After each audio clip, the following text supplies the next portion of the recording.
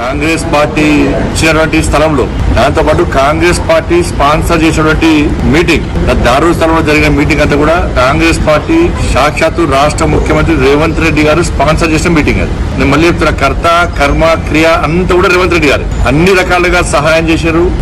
సవరణ బిల్లుకు వ్యతిరేకంగా మీటింగ్ పెట్టారు. ఈ మీటింగ్ ద్వారా వాళ్ళు సాధించింది ఇలా పేద ముస్లింల పొట్టగొట్టిన బడా చోర్లు అంతా కలిసి పెట్టిన మీటింగ్ అది. మస్జిద్ కు మీటింగ్ పెట్టే హక్కు లేదు, అధికారం లేదు. ఇలా విష సర్పము తన పిల్లలను తానే తింటదట.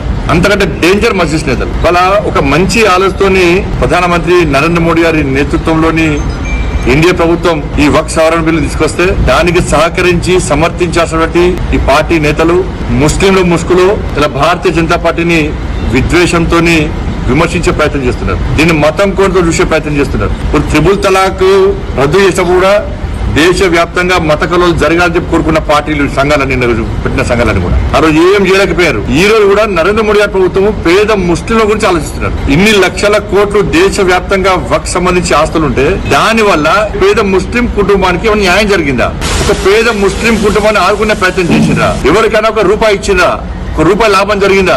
కేవలం నిన్న మీటింగ్ పెట్టిన బడాచోర్లు అందరికీ న్యాయం జరిగింది. ఇలా ఈ వక్ఫ్ సవరణ వల్ల వాళ్ళ బండారం అంతా బయటపడుతుంది. వాళ్ళు అక్రమంగా స్వాధీనం చేసుకున్నటువంటి ఆస్తి పాస్తులన్నీ కొంప కొల్లరైతుంది.